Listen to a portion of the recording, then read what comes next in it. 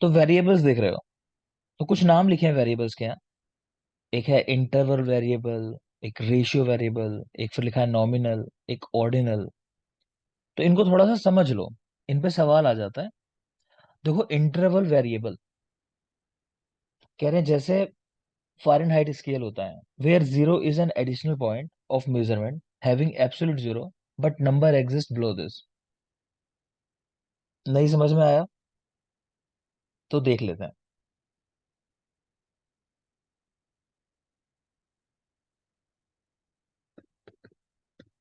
Screen पर देखोगे, मैं आपको इमेज दिखा रहा हूँ। ये देख रहे हो आप, थर्मामीटर की इमेजेस हैं यहाँ। ठीक है, जैसे कि ये वाला देख लेते हैं। तो इसमें आप देख रहे हो कि ये सेल्सियस स्केल है, तो 35 से स्टार्ट है और 42 पे एंड है। तो ये सवाल भी पूछ लेते हैं कि ये सेल्सियस स्केल जो होता है कहाँ से शुरू होता है और कहाँ तक जाता है। तो 35 डिग्री से स्टार्ट है और 42 पे खत्म है। चलो ये तो सेल्सियस में है, फ़ारेनहाइट में भी देख लेते हैं।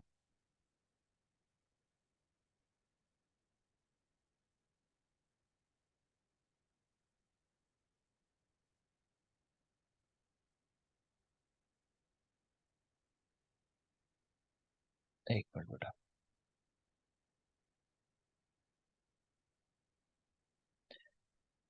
आप लोग देख लेना अपने मोबाइल वगैरह में निकाल के इमेजेस के।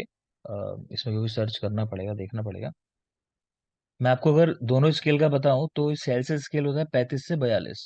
ठीक। और फ़ारेनहाइट स्केल जो है वो है 94 से 108। चाहो तो लिख सकते हो, इसको लिख लो आप। जो फ़ारेनहाइट स्केल होता है इसके अंदर वो चलता है 94 से 108 डिग्री तक। ठीक है, 94 से 108 तक। और जो सेल्सियस वाला है वो चलता है 35 से 42। ठीक। तो इसमें कोई रियल जीरो तो आपको दिखाई नहीं दे रहा। जैसे अगर हम इस स्केल की भी बात कर लें, जो इमेज हम लोग देख रहे थे, तो यहाँ भी आप 35 से 42 देख रहे हो, 35 के नीचे कुछ नहीं है। ठीक है, लेकिन नीचे भी तो होता होगा ना टेम्परेचर। तो बात समझ में आ रही है? तो एक इंटरवल से चीज शुरू हुई है, एक गैप लिया, वहां से चीज शुरू हुई है। तो यहाँ रियल जीरो आपको दिखाई नहीं देता, वो एक एडिशनल पॉइंट है। आपको जोड़ना पड़ेगा, कहने का मतलब कि भाई 35 से नीचे मतलब जीरो से अगर आप 35 जोड़ोगे तो वहां से शुरू होता है हमारा स्केल। ठीक है ना, तो इसको बोलते हैं इंटरवल वेरिएबल, जिसमें रियल जीरो नहीं होता। लेकिन ऐसा नहीं कि जीरो होता ही नहीं है, लेकिन इस स्केल में दिखाई नहीं देता आपको कहीं जीरो। क्लियर? रेशियो। तो रेशियो वेरिएबल के बारे में बात कर रहे हैं कि इसमें एब्सोल्यूट जीरो होता है, जो आप देख भी सकते हो, मतलब जो क्लियर कट बात की जाती है उसी के रेफरेंस में। जैसे किसी की हाइट नापनी हो, किसी का वजन नापना हो, तो वो स्केल जीरो से शुरू होता है। जैसे वेट वाला भी आप देखोगे जीरो से ही वजन शुरू होता है उसके अंदर, फिर ऊपर बढ़ता चला जाएगा। जैसे आप खड़े हो गए तो 80 तक चला जाएगा, 90 तक, जो भी वेट होगा। सेम बात हाइट की है, तो वहां भी जीरो से स्टार्ट होता है। जीरो से 1 फीट हुआ, 2 फीट हुआ, उस तरह करके। क्लियर? तो रेशियो वेरिएबल के अंदर एब्सोल्यूट जीरो होता है। इंटरवल वेरिएबल के अंदर जीरो क्या होता है? एडिशनल पॉइंट होता है। इतना याद रखना है। नेक्स्ट है नॉमिनल। नॉमिनल क्या होता है बेटा? इसमें ना बस किसी को आइडेंटिफाई करना। जैसे मान लो इंडिया की टीम है, तो ड्रेस का कलर कैसा है? तो ब्लू कलर की ड्रेस है। ठीक है, तो मान लो आपने ब्लू कलर वाले सारे लोग एक साइड खड़े कर दिए, तो आपको पता चल गया इंडिया की टीम के लोग हैं। ठीक है, कि ग्रीन कलर की ड्रेस वाले खड़े कर दिए कि अच्छा साउथ अफ्रीका की टीम है या फिर पाकिस्तान की टीम है। तो नॉमिनल जो होते हैं, इसमें सिर्फ क्वालिटेटिव डेटा की बात होती है। ये मैंने आपको आज 2 पेज जो भेजे हैं ना, उनमें भी थोड़ा सा इसको ज्यादा क्लियर से बताने की कोशिश की है, वहां भी आप देख सकते हो। तो नॉमिनल वाले में क्या है कि सिर्फ कह लो कि आइडेंटिफायर की तरह यूज कर रहे हैं, किसी को पहचानने के लिए, है ना, कि ये सब लोग जो हैं ये इंडिया की टीम के हैं, तो भाई सब ग्रीन ड्रेस वाले। तो उस तरह की बात होती है। तो क्वालिटेटिव डेटा होता है, सिर्फ क्वालिटी की बात चल रही है, यानी कलर की बात चल रही है, जैसे मैंने कहा आपको। Only use as identifiers, can not be added, divided, subtracted, है ना, इनको जोड़ना घटाना ये नहीं कर सकते हो। तो आपने सारे एक तरफ कर दिया बस, कि भाई सभी हरे वाले एक तरफ हो गए, लाल वाले एक तरफ हो गए, इस तरह की बात। तो बता रहे हैं यहाँ पे एग्जाम्पल, जैसे कि एक नंबर आपने कैटेगरी बना दी कि भाई एक नंबर का बॉक्स है, इसके अंदर सारी ब्लू चीजें डाल दो। ये 2 नंबर का बॉक्स है, सारी ग्रीन चीजें डाल दो। बात समझ रहे हो ना? जैसे मान लो डस्टबिन होता है हमारे यहाँ, अगर मेडिकल लाइन की बात करें, तो अलग अलग डस्टबिन होता है कि इसके अंदर जो आपको शार्प ऑब्जेक्ट डालने हैं इसमें डालना है। तो उसको आप क्या करते हो? उसको इस पर्पज से थोड़ी इकट्ठा करते हो कि बाद में ऐड करेंगे बैठ के कितने ग्लव्स निकले या कितना ये कचरा निकला। बस वो एक तरीका है पहचानने के लिए। ठीक। तो वो होता है नॉमिनल वेरिएबल। आगे दिख रहे हो ऑर्डिनल। तो ऑर्डिनल में क्या होता है, इसमें रैंक ऑर्डर होता है। कहने का मतलब ये है, अगर दोनों में बेसिक डिफरेंस समझो आप, नॉमिनल के अंदर ऑर्डिनल के अंदर, तो नॉमिनल में ना आप उनको अरेंज नहीं कर सकते छोटे बड़ा इस आधार पे, किसी कोई क्रम नहीं है वहां। वहां तो बस चीजें एक जगह चली गई। कोई हल्का येलो है तो भी, कोई डार्क येलो है तो भी एक ही जगह जाएगा। ठीक है, येलो बॉक्स में जाएगा। और ऑर्डिनल वाला जो है, यहाँ पे आप क्या करते हो, यहाँ रैंक ऑर्डर करते हो। जैसे क्लास के अंदर मान लो कर लेते हैं कि भाई सेक्शन ए जनरली, जैसे आजकल तो नहीं होता, पहले ऐसा होता था, सेक्शन ए जो है उसमें ज्यादा होशियार बच्चे होते थे कि ये बहुत अच्छा पढ़ने वाले हैं। फिर सेक्शन बी होता था, है ना, उसमें कम अच्छे। फिर सेक्शन सी होता था, तो पहले ऐसे कैटेगरी चलती थी। तो वो होता है ऑर्डर। ठीक है, तो उस ऑर्डर में अरेंज कर देना। ठीक, तो आपको समझ में आना चाहिए, आप उठा के देख लो, आपसे कभी क्वेश्चन पूछे नहीं गए हैं ना पूछे जाएंगे मुझे लगता है इस लेवल पे भी। आगे चलिए। अगेन फिर कह रहे हैं वेरिएबिलिटी 4 टाइप की होती है, आपको नंबर नहीं याद करने कहीं भी। ठीक, मैं नहीं कह रहा कोई नंबर याद करने को, क्योंकि अलग अलग बुक्स में नंबर चेंज होता है थोड़ा बहुत। तो एक है बायोलॉजिकल वेरिएबिलिटी, एक है रियल वेरिएबिलिटी, एक है एक्सपेरिमेंटल वेरिएबिलिटी। यानी जो चीजें बदलती हैं वो 3 तरह से बदलती हैं, एक बायोलॉजिकल, एक रियल, एक एक्सपेरिमेंटल। तो इनको एक्सप्लेन भी किया हुआ नीचे, कि बायोलॉजिकल में इंडिविजुअल वेरिएबिलिटी हो सकती है, कि लोगों की हाइट अलग अलग होगी। आप भले ही दो लोगों को सेम दवा दे रहे हो मान लो खाने के लिए, एक की हाइट ज्यादा होगी, एक की हाइट कम होगी, तो आप ये मान सकते हो कि भी उसका वजन भी शायद कम ज्यादा हो जाएगा। है ना, बॉडी के पैरामीटर्स बदल गए तो शायद दवाई की डिमांड जो है कम ज्यादा हो जाएगी, तो वो चीज़ है। एक पीरियोडिक वेरिएशंस विद टाइम, दो लोगों का खाने के पहले दवा खानी है। एक कह रहा है मैं तो खाना ही 12 बजे खाता हूँ, तो उसने 11 बजे खा ली। एक कह रहा है मैं तो सुबह उठ के खा लेता हूँ तुरंत ही खाना, तो उसने 7 से पहले 6 बजे खा ली। बस समझ रहे हो, तो ये अंतर आ जाते हैं, इनको आप नहीं कंट्रोल कर सकते। फिर है क्लास ग्रुप कैटेगरी, तो वेरिएशन इन डिफरेंट क्लासेस, है ना, अलग अलग राजस्थान के लोगों का अलग खाना पीना है, यूपी के लोगों का अलग खाना पीना है, तो उस तरह से। फिर एक सैम्पलिंग मेथड, तो उसमें सैंपल लेने में आपने गलती कर दी। मान लो कि आपको एक जैसे लोग लेने थे, कि हायर क्लास के लेने थे, तो आपने एक हायर क्लास, एक लोअर सोशियो इकोनॉमिक स्टेटस वाला व्यक्ति ले लिया, तो वो मैच नहीं करेंगे उनके जो पैरामीटर्स हैं। तो ये नेचुरल चीजें हैं और ये अनअवॉइडेबल है, इसको आप याद रखना, इसको आप अवॉइड कर ही नहीं सकते रिसर्च के अंदर। आप कभी ऐसा कर ही नहीं सकते कि मेरे ऊपर कोई रिसर्च करनी है, सेम मेरे जैसा कोई ले आओ। चलता है ना कि पति पत्नी की लड़ाई चल रही है, मेरे जैसा दूसरा कोई नहीं मिलेगा। कह रहे तुमसे ही परेशान हो, तुम्हारे जैसा दूसरा कहाँ, क्यों लाऊंगा मैं या क्यों लाऊंगी। है ना, तो मिल भी नहीं सकता। तो वो रियलिटी है।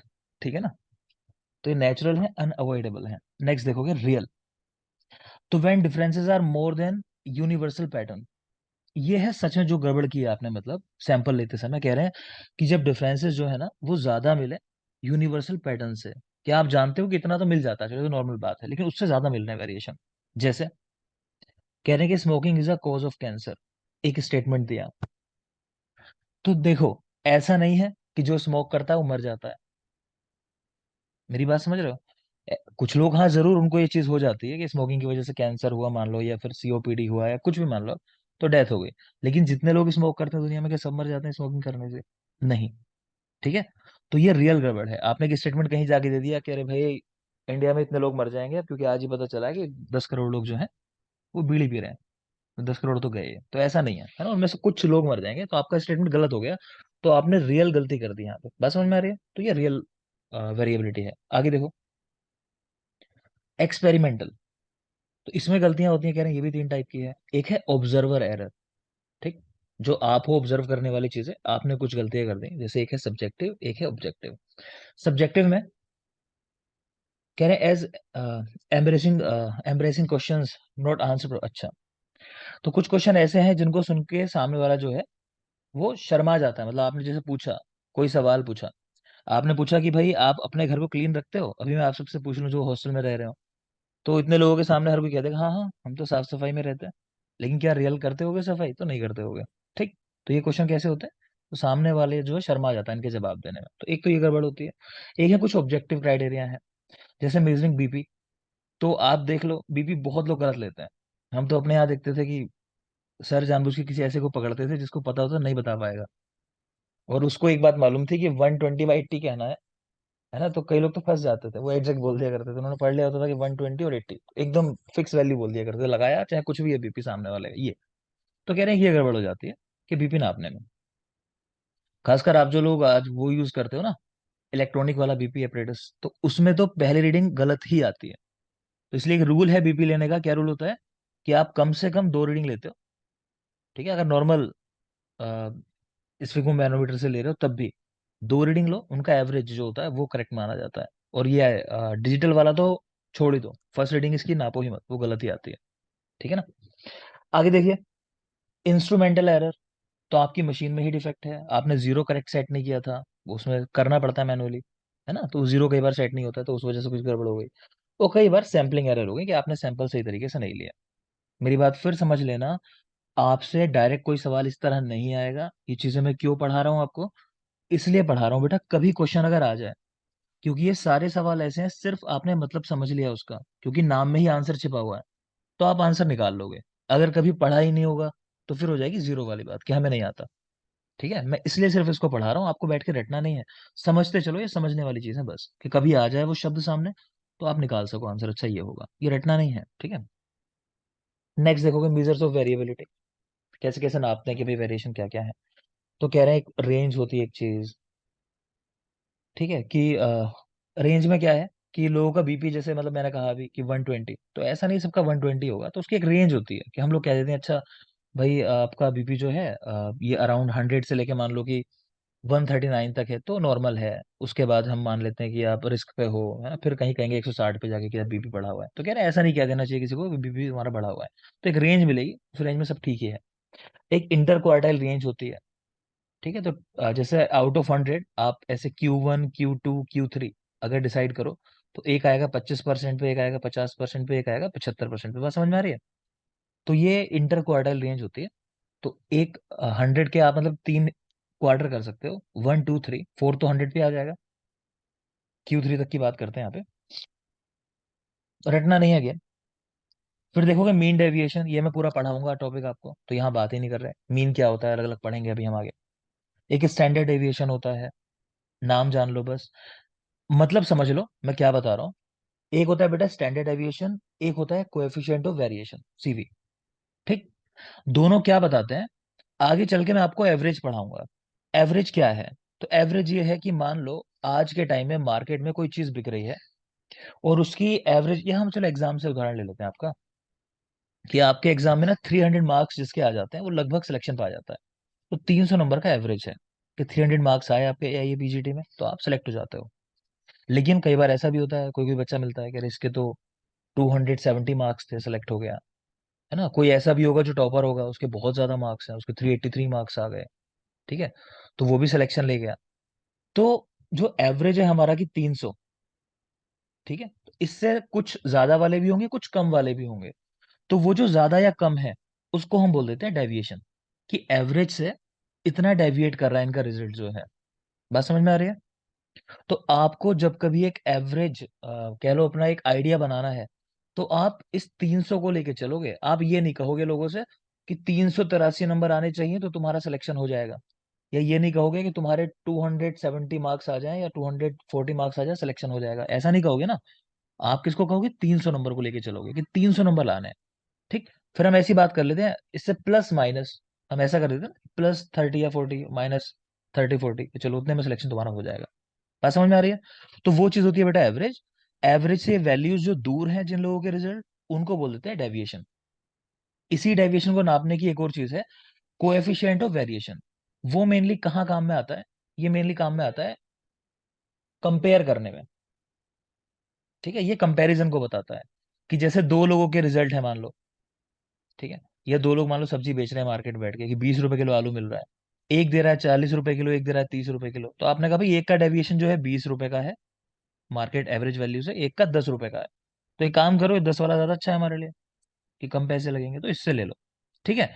तो अगेन, डेविएशन या कोएफिशिएंट ऑफ वेरिएशन, आपको क्या समझना है वो समझो, कि इनकी वैल्यू जितना कम होगी, हमारा रिजल्ट उतना ही अच्छा होगा।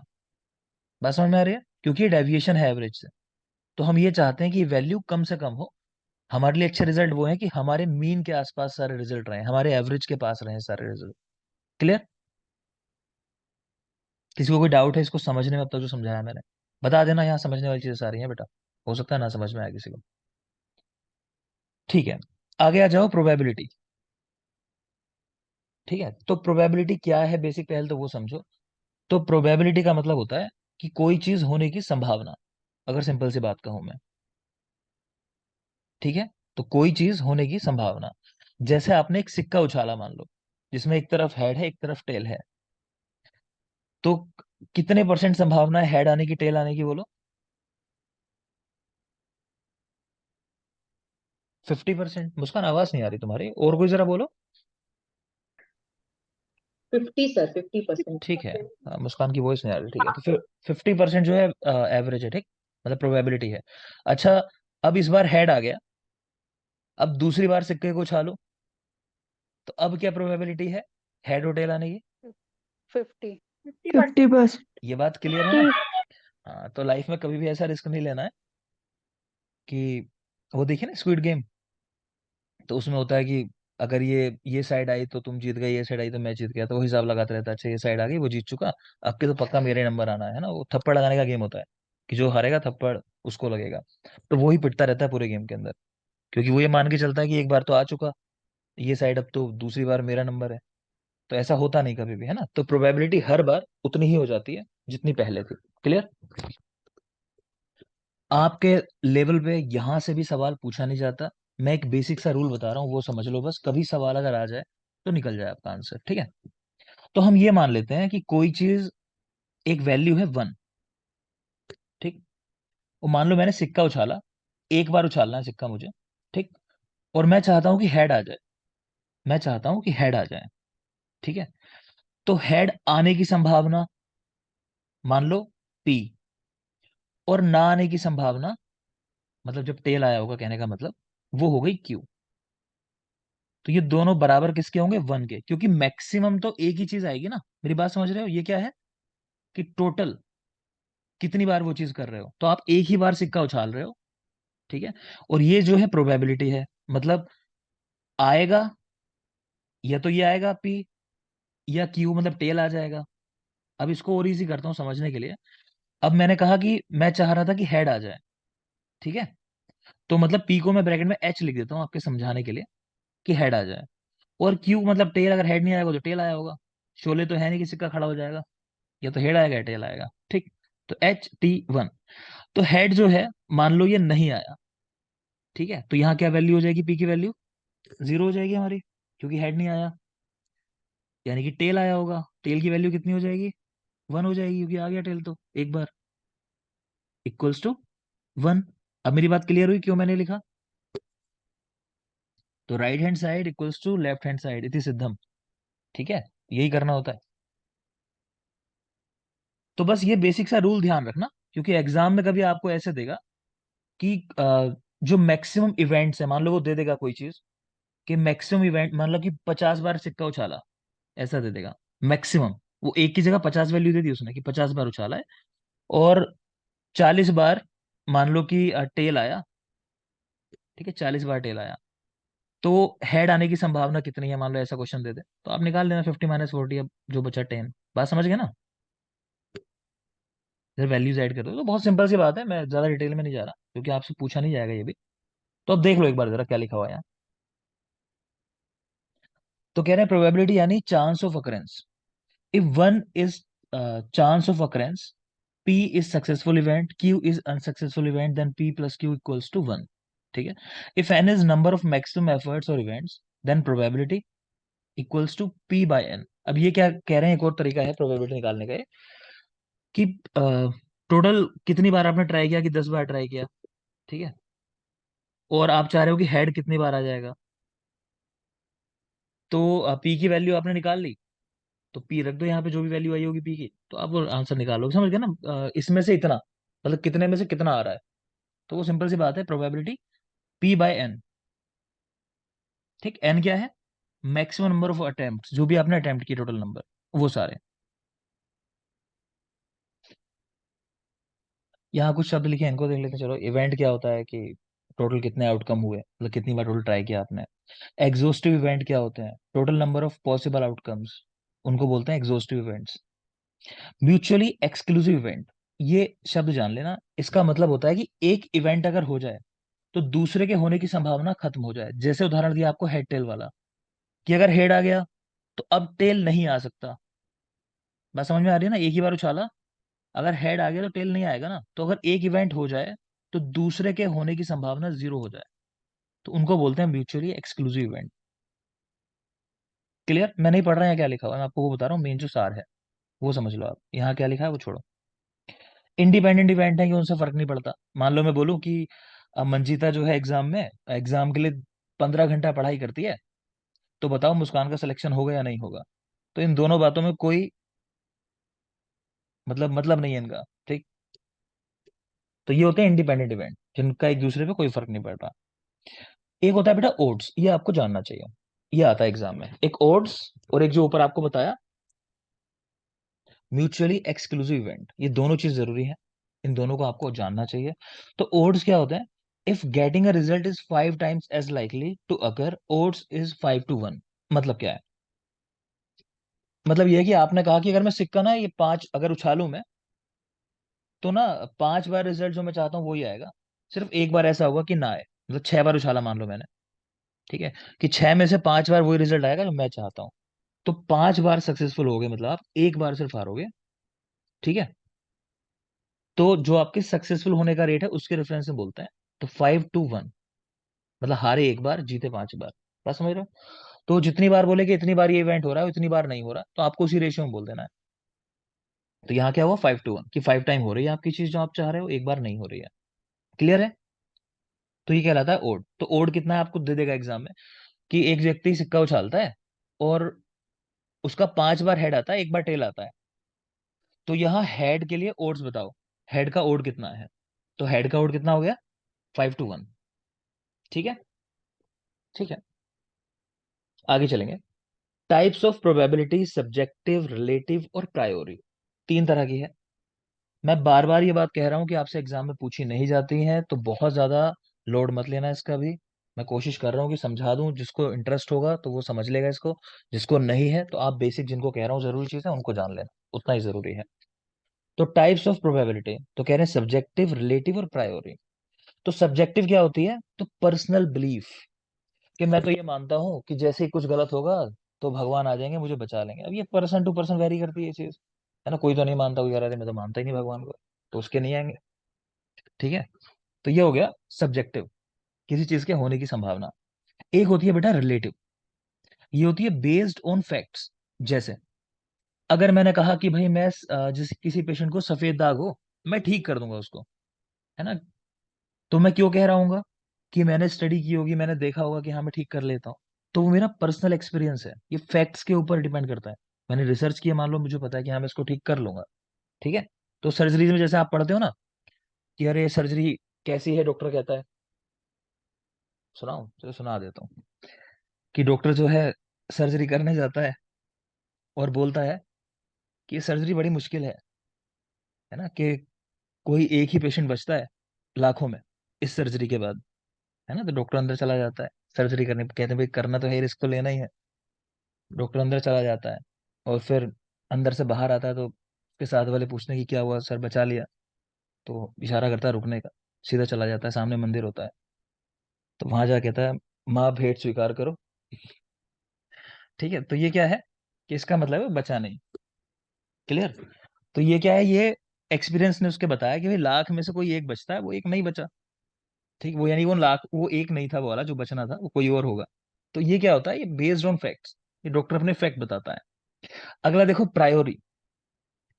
तो इसमें पहले से ही डिसाइडेड है, कुछ काम करने के पहले आप पहले से ही जानते हो। जैसे हेड टेल का उदाहरण लिया हमने बार बार, कि कॉइन उछाला, आपको पहले से ही बताया कि 50% संभावना है हेड आएगा, 50% संभावना है कि टेल आएगा। अब उछलने के बाद फिर वो कैसे इवेंट है दोनों ये, अब बोलो। हेड और टेल, सिक्का उछाला, तो हेड और टेल का आना आपस में किस तरह के हैं ये संबंध इन दोनों का? बेटा ये और जो, यही है रिलेटिव। म्यूचुअली एक्सक्लूसिव इवेंट, ये वर्ड ध्यान रखना है। म्यूचुअली। हाँ बेटा म्यूचुअली एक्सक्लूसिव इवेंट, कि जैसे ही एक इवेंट हो जाएगा तो दूसरा नहीं हो सकता। तो पूरी संभावना जो 50% थी वो 100% हो गई अब, है ना। दूसरे की संभावना बिल्कुल जीरो हो गई, अब वो बचा ही नहीं, हो ही नहीं सकता। क्लियर?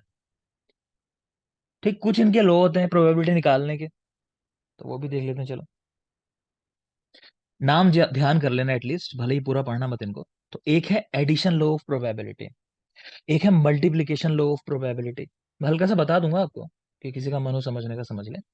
तो addition law of probability, multiplication law of probability, और एक है बाइनोमियल लॉ ऑफ प्रोबेबिलिटी। ठीक है। तो एडिशन लॉ ऑफ प्रोबेबिलिटी आपको याद क्या रखना है, बस वो चीज बता रहा हूँ, अगर चाहो तो। किसी का मन हो थोड़ा समझने का, तो ये दो शब्द आए देखो, एंड और। तो जहां प्रोबेबिलिटी निकालनी हो और शब्द मिल जाए एंड और, एग्जाम में सवाल आ चुका है सीसीआरएस के, आपके लेवल पे नहीं आया, वहां आ चुका है कि एंड और शब्द अगर आता है तो प्रोबेबिलिटी का कौन सा सिद्धांत लगता है। तो सिद्धांत है एडिशन लॉ ऑफ प्रोबेबिलिटी। अब जैसे यहां उदाहरण दिया देखो कि कॉइन उछाला आपने, टर्निंग अप 1 और 2 ऑन अ डाइस। अच्छा कॉइन नहीं, ये लूडो खेला है ना कभी, 6 तक नंबर होते हैं उसमें, पासा जो होता है उसके अंदर। तो यहाँ उसकी बात कर रहे हैं कि उसमें 1 या 2 आने की संभावना कितनी है। ठीक है। अब क्योंकि उसमें मैक्सिमम इवेंट कितने 6 हैं, देखा जाए तो मतलब 1 से लेके 6 तक कुछ भी आ सकता है। ठीक है। तो यहाँ कह रहे हैं कितनी संभावना है, क्योंकि वर्ड आया 1 और 2, तो मतलब हमारा एडिशन लॉ ऑफ प्रोबेबिलिटी लगेगा, इसमें जोड़ते हैं चीजों को। तो 6 में से एक ही बार तो एक आने की संभावना है, और ऐसे ही 6 में से एक ही बार दो आने की संभावना है, तो 1/6 प्लस 1/6, तो जो भी निकल के आया 1/3, दोनों की संभावना जो आने की इतनी इतनी है। ठीक है। ऐसे दूसरा उदाहरण दे रखा है कि गेटिंग हार्ड और एस। ये क्या है, जो कार्ड्स खेलते हैं ना, ये पवन जानता होगा। तो 52 पत्ते 52 होते हैं ताश के अंदर। ठीक है। तो जी उनमें सर। से, हाँ है ना, तो 52 में से 13 जो होते हैं, मतलब वो पान होता है, हार्ड जिसको बोलते हैं। और एस इक्का जो होता है, इक्के को बोलते हैं। तो 52 पत्तों में से 13 पत्ते जो हैं वो पान के हैं। ठीक है। इसी तरह एस, 52 पत्तों में कुल 4 पत्ते जो हैं वो इक्के होते हैं, मतलब। ठीक है। एस, तो उनकी संभावना भी ये 52 में से निकालेंगे। बात समझ में आ रही है ना, 52 में से निकालेंगे। नहीं समझ आ रहा तो छोड़ो, मैंने कहा आपको उतना करने की जरूरत नहीं है, मैं बस अपने इंटरेस्ट से बता रहा हूँ। नेक्स्ट देखोगे, मल्टीप्लीकेशन लॉ ऑफ प्रोबेबिलिटी। ये किसके लिए है, फॉर इंडिपेंडेंट इवेंट्स। ठीक है। जैसे आपको ये कंडीशन दे दी बस कि भाई सिक्का उछाल लें, आप बता दो टेल कितनी बार आएगा। तो आप जानते हो कि टेल आने की संभावना 1/2, इस तरह हेड की भी है 1/2, तो टोटल जो है मतलब वो निकाली। ठीक है। माफ करें, यहाँ कॉइन को 2 बार टॉस कर रहे हैं, दोनों इसी के लिए है, माफ करना। तो मल्टीप्लीकेशन लॉ ऑफ प्रोबेबिलिटी क्या है, इंडिपेंडेंट इवेंट के लिए है, एक ही चीज के लिए है, तो दोनों बार उसके लिए निकाल लिया हमने, कि पहली बार 50% थी और दूसरी बार 50% थी। ठीक है, इस तरह से है। तो 1/2 मल्टीप्लाई बाय 1/2, तो 1/4, इस तरह निकालिए। ठीक। नेक्स्ट देख रहे हो, बाइनोमियल लॉ ऑफ प्रोबेबिलिटी। तो इसमें क्या है, टोटल जो आउटकम है उन सबकी बात कर रहे हैं, क्या क्या चीज हो सकती है। ठीक है, क्या क्या चीजें हो सकती हैं। तो दोनों बार हेड आए ऐसा हो सकता है, एक बार हेड आए एक बार टेल आए, HOT जो लिखा है, एक बार टेल एक बार हेड आ जाए, एक दोनों बार हेड आ जाए। गलत लिख दिया, दोनों बार टेल है लास्ट में जो ना, दोनों बार टी होना चाहिए, गलत लिखा हुआ है। ठीक है। तो इसको कैसे निकालते हैं, तो इस तरह कि दोनों बार हेड, तो दोनों बार हेड आने की संभावना वही है, हाफ हाफ। इसी तरह हेड और टेल आने की संभावना हाफ हाफ। सबके अलग अलग निकाल सकते हो। अगेन, नहीं याद करना, मैं चलो एक बार आपको बता दे रहा हूँ, अब तक जो पढ़ा है इसमें क्या याद करना है। ठीक है, जो पढ़ा है इसमें याद क्या करना है, क्योंकि कई लोग परेशान हो गए होंगे, "अरे कैसे होगा, क्या क्या बता दिया सर ने"। 1 मिनट दोगे।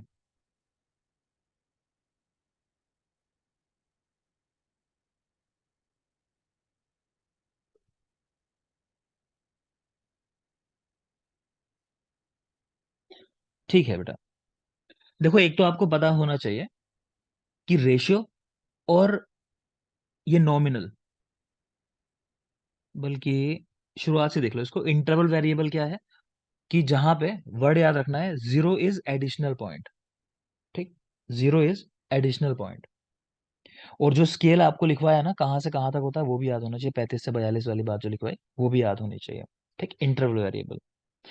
दूसरा नॉमिनल।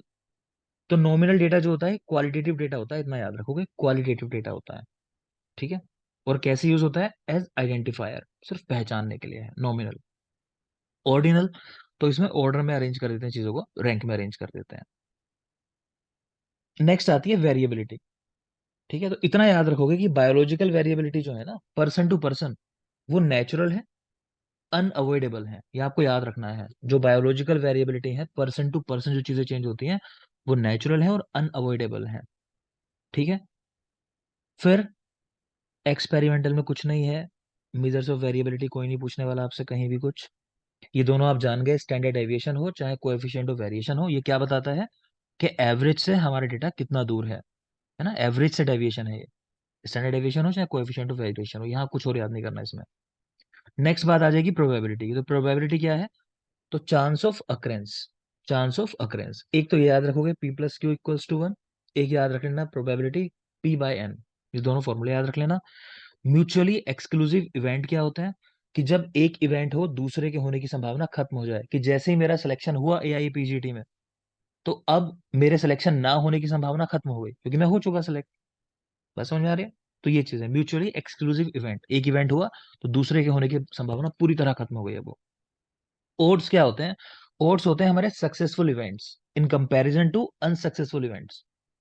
ठीक है? तो जैसे हमने यहाँ बात की ओड 5-1, कि 5 बार सफल हुए, एक बार असफल हुए। तो ओड्स है सक्सेसफुल टू अनसक्सेसफुल इवेंट्स का रेशियो। एक तरीके रेशियो मतलब नंबर में बात करें, रेशियो में बात नहीं कर रहे हैं। नेक्स्ट है टाइप ऑफ प्रोबेबिलिटी। तो देख सकते हो कि 3 टाइप की है, सब्जेक्टिव, रिलेटिव और प्रायोरी। इन पे सवाल आ चुका है तो इसको देख लेना अगेन।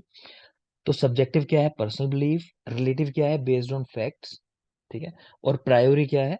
जो पहले से ही डिसाइडेड है, जैसे टॉसिंग अ कॉइन। है ना? जैसे कोई व्यक्ति अगर 200 मंजिल से नीचे कूद जाए तो पहले ही तय है। कितनी है बचने की संभावना? 0%। कहाँ बचने वाला है? ठीक है? ये कुछ लो है प्रोबेबिलिटी के। आप याद करना चाहो तो कर सकते हो, मैंने कहा कि जरूरी नहीं है, आपसे पूछेगा कोई नहीं, नाम याद कर लेना एटलीस्ट। एडिशन, मल्टीप्लीकेशन और बाइनोमियल। ठीक है? ABM 3 चीजें हैं। या बाम याद कर लो, वो बाम आता है ना लगाने वाला, बाम के नाम पे भी याद हो जाएगा, BAM ऐसा। आगे देखोगे। चलो ब्रेक का टाइम हुआ, देख रहा हूँ 10 मिनट एक ब्रेक लो। ठीक है? और फिर वापस आते हैं, कंटिन्यू करते हैं। नॉर्मल कर्व है, काफी जरूरी चीज है, सवाल आते हैं इस पे भी। 10 मिनट्स। Thank you. 10 मिनट्स वापस ज्वाइन करना है, ठीक है?